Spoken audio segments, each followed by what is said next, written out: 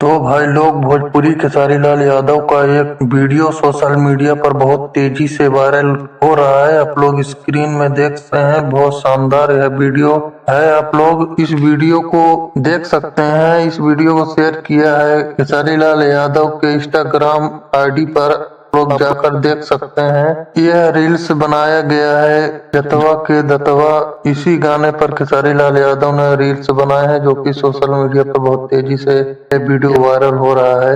इस गाने को लिखे हैं अभिषेक भोजपुरिया, और इस गाने में म्यूजिक दिए हैं आर एस शर्मा, जो कि बहुत शानदार यह गाना आप लोगों को यूट्यूब चैनल पर रिलीज हुआ है।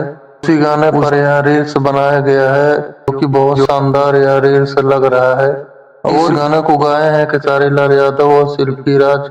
लोगों को यह रील्स कैसा लगा कमेंट सेक्शन में जरूर बताएं। वीडियो पसंद आए तो लाइक शेयर जरूर करें। धन्यवाद, थैंक यू।